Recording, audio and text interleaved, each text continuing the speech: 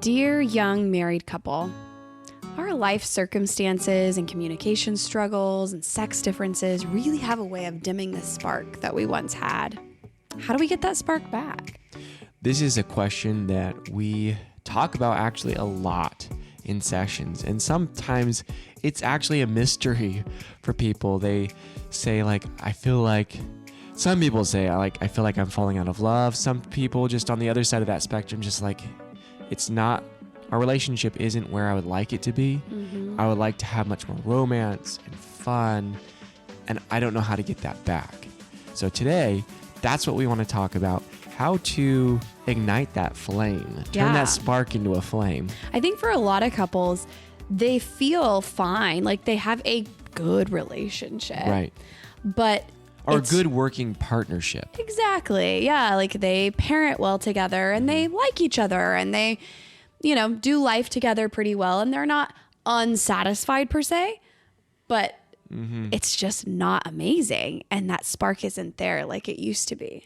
Yeah. How I like to begin talking about this question with people is really point back to when they first fell in love. Oftentimes, do you see how she did that just now? If you're watching on YouTube, you saw Krista go, she has that fond memory of when we got together for the first time and created our bond. And that is good memory. Actually, that's a really good litmus test for counselors. When you rewind back and you ask them, do you still have fond memories from the very beginning?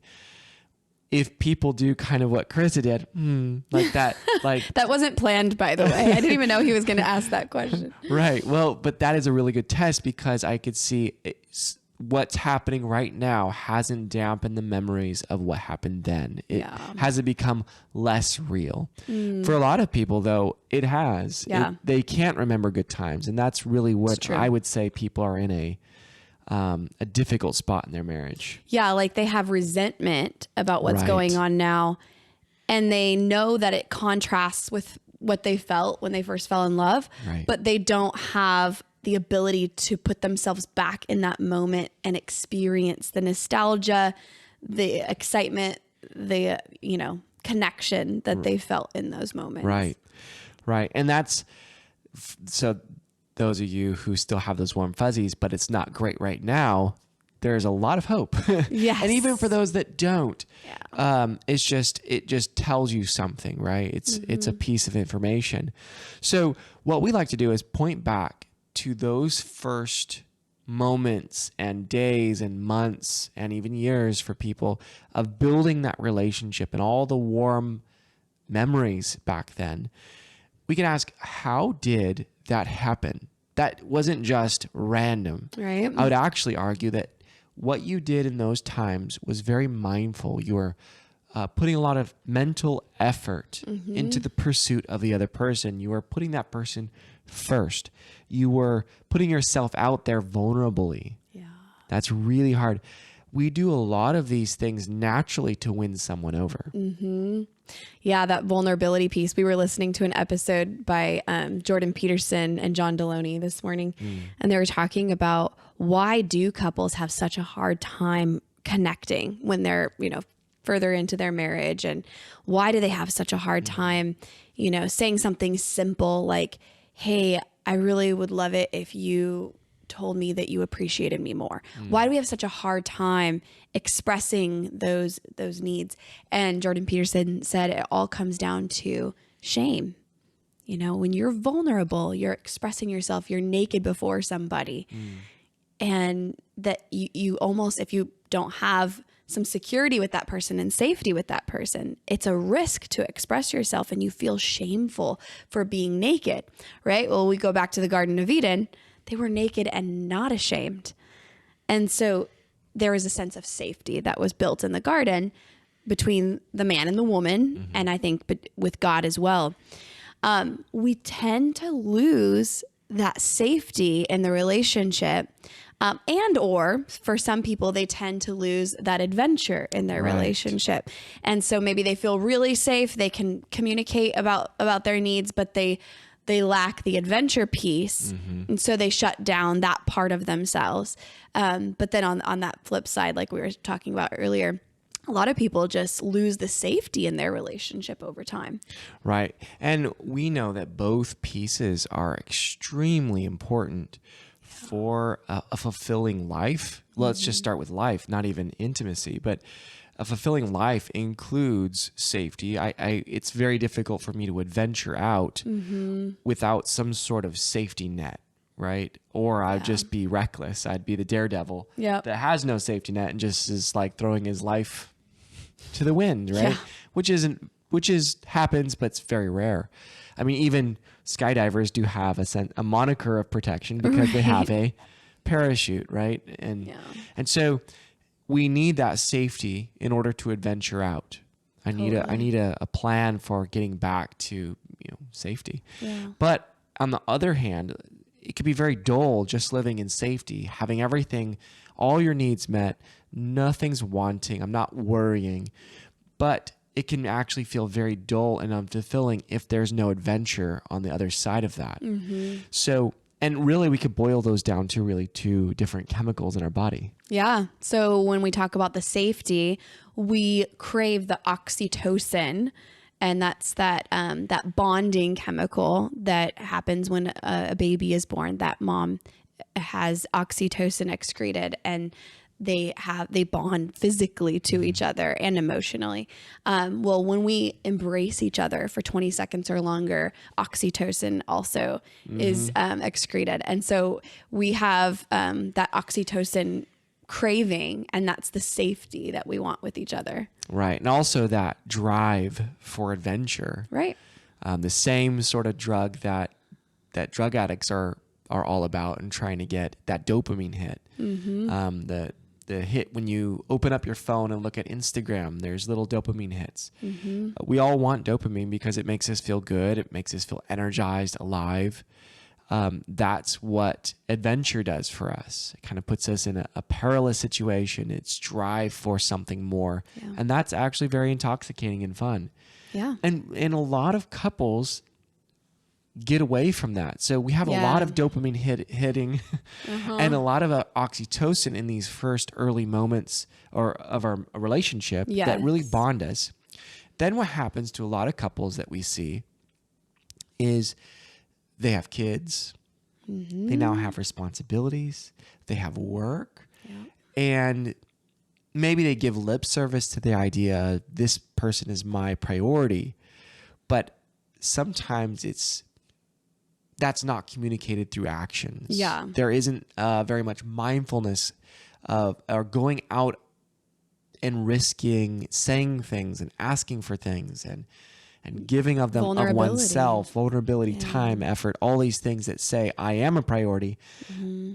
That's hard to see sometimes with the smoke that is life. Totally. Yeah. So interestingly, 3 out of 5 couples say that a vacation saved their relationship. Right. Now, why does that happen? Sounds kind of extreme. Right. Yeah. But why does that happen? I would say that vacations, and look, we could point to a lot of different factors and things of why this would happen, but let's just kind of pull out one takeaway from some stats that we found. But vacations pull us away from life enough to refocus on the other person, to make them feel seen and loved and be vulnerable, have vulnerable conversations, figure things out, communicate. It kind of actually replays some of the early moments of the relationship where they were doing the same things. They were going out to eat together. They were dating. They were experiencing new things together. They were talking about things together. It's really crazy that's how we build relationships. Then we go into our life, we have a few years down the road, and then we stop doing all those things that brought us together. And they wonder, why in the world, like, why am I not feeling that spark again, right now? Yeah. So, and then couples who do vacation together, 77% say that they have a good sex life. That's compared to only 63% who don't vacation together, who say they have a good sex life, which I mean, I think that number could be pretty high. Yeah. I don't think we would say the general population has, that high of satisfaction with their sex life. Maybe But it's who these people asked. yeah, good sex life. They were all on vacation at that time. Well, 77%, say they have a good sex life when they vacation regularly together. So there are ways that you can renew that spark, right? But we want to focus specifically on getting a getaway together, having a getaway and vacationing together. Right. And we have a shameless advertisement. Yes. So if you have been following us, you know that we are hosting an adventure and intimacy retreat in Sacramento, California in June. And this is why, because we know that most of you do not take the time away with each other unless it's prompted. And we know that because when we beta tested the need for this, we called a bunch of couples in our community and we said, would you prefer this or that? Why would you do this or that? And a lot of you said, well, I know that we will not prioritize this on our own. And so we would rather have this type of vacation, this type of a retreat. And so we listened to you and we put together a retreat that would meet those needs. And we're excited to share about that with you today. Well, to backtrack just a hair, we do seminars all over the place. Yeah. About once a month, we're somewhere in the world doing a seminar. And while seminars are awesome and wonderful and just amazing, retreats are different just because they are the next level, because they get you away from life just enough to reconnect and talk about, this is the benefit of going to a marriage retreat, is that they give you space, tools, and time. Well, time and space, same pretty much thing, but they give you things to focus on, because marriage is all about negotiating differences. That's good. And with a marriage seminar, we're looking at, here are the areas that the couples generally are different. Yep. How do we help them come together as one? And how do we negotiate or navigate those differences? Yeah. And that's the beauty of really what's happening is it's a safe environment with tools. And here's a formula to figure this stuff out. Yeah. And you have a platform for risk too. I think when you're home and you're in your general routine, you don't have that platform. You have to make a platform for risk. Right. Right. I mean, how many times have you heard a couple say oh, I gotta approach him at the right time, or I have to approach her at the right time. Right. And sometimes that right time is really hard to find for people. So risk in your communication, because we create that right time for you to approach your spouse, but also risk in your intimacy, risk in your adventure taking. And so we're going to create that platform to take those risks, and it'll be a safe place. So it's like the full package all in one. Yes. So adventure and intimacy retreat, it's a ways out, but you need to reserve your spot very soon. Yes. It's June 23rd and 24th of 2023. And if you're listening to this in November or December, pay special attention, because the early bird rate will expire on Christmas. And then after that, it'll go up. So we really hope that you will get in on that early bird rate. By the way, it's January 1st. Oh, January 1st is when it expires? Okay, sorry. January 1st is when it expires. But we really hope that you'll get in on that early bird rate. To our surprise, most of the reservations so far have been VIP tickets, which means we're going to sell out of those VIP tickets very soon. So if you want a VIP ticket, make sure you get in on that. Let's talk about what that includes, by the way. So we'll start Thursday night a day early with the VIP ticket holders. And we're just going to do a casual fireside, poolside chat at the hotel, which is at the Hyatt Regency in downtown Sacramento, right in Capitol Park. And we're just going to be chatting with you. We're going to get some pizza and mingle, meet and greet. That's just the VIP ticket holders on Thursday night. If you want to be casual, you could dress up, or we could talk about deep stuff, whatever you mean by casual. Yeah. I mean, there's no presentation that night, right? So it's casual in terms of connecting. But if you want to dress up or talk about deep stuff, you totally can. So, and that will just be a few couples. I think we're capping that at 8 couples. Yeah. Yeah. So if you want VIP, get in on that right away. So in addition, the VIP ticket holders will get to go on a dinner cruise on Friday night, and that will be on the Sacramento River on the River Queen. And we're going to go with you, and it'll be really fun. Yeah, take off right from downtown, have a great meal, mingle, talk about whatever you want to talk about. Yeah, we intend to give each of the VIP ticket holders two-on-two time, I should say, not one-on-one, to where we can just address whatever you like to talk about. It's not a counseling session, but it will be whatever you want to talk about. Well, typically our time around these time around our seminars, we're always working with people and talking about our hard stuff, and some things just can't be fixed with a tool. It's a little bit more intricate than that. So, and we're always happy to work with people around these things. So for everyone else, it starts Friday morning. We're going to dig right in with the first session on intimate communication, and then we'll do a session on barriers to intimacy. And we'll have a taco truck lunch in Capitol Park that day. I think it's Hawaiian barbecue, the team decided. And then we'll come back and do a session on sex and desire, his and hers edition, talking about our sex differences, drive differences, male-female differences. It's going to be a good time. Friday night will be date night on your own, unless you're going on the dinner cruise with VIP ticket holders. And then Saturday morning is an adventure. Yes. We're going to do a whitewater rafting trip. Whoop, whoop. Yes. I've actually never done that. So it'll be a bucket list You've item done it for though, us. right? No, I've only done kayaking. Ah, she did kayaking. Look at that. Whitewater rafting on our bucket list. So that's optional. That's not included in the package. If you want to go whitewater rafting, which we hope you will, you'll select that on checkout and say, yes, I'm interested in going whitewater rafting. Yes. And not to just skim over, we're going to be talking about we're going to be giving practical tools for communication that we use. We've used some of these tools for 12 years. I wish we would have had them for all 14 of our years married. But we've used them for about 12 years, and they've been so helpful. We still use them today. Yep. I don't know how we could have done it without some of these tools.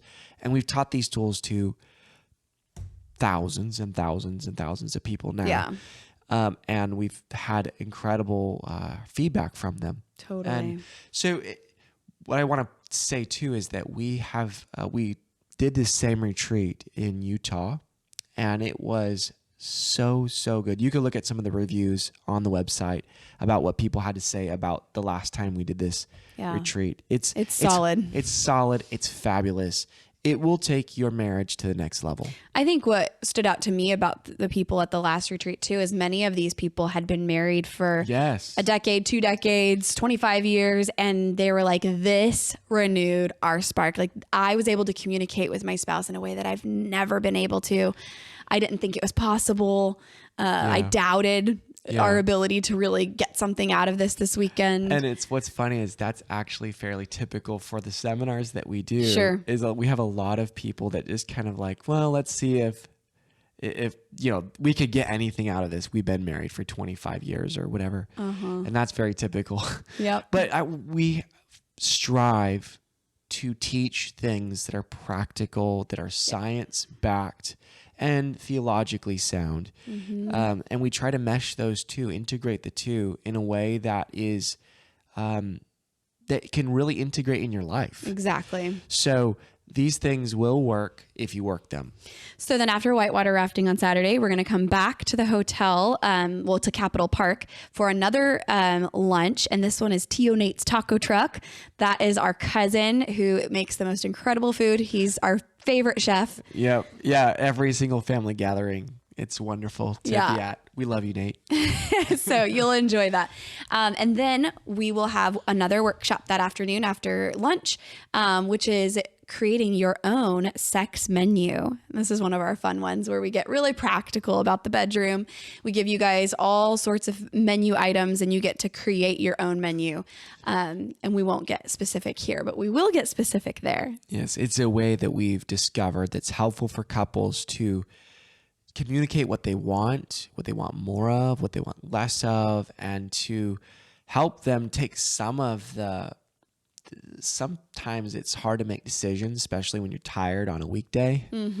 And you need to connect, and you're just like out of thought process, out of willpower. Yeah. And so some of these things that we want to implement to help you implement in your marriage just will help bring some of that spark, and with some work that we do there to make you guys have a better time. Totally. And then Saturday night, we will close it all out with a big banquet at the top of the 15th floor, top of the building.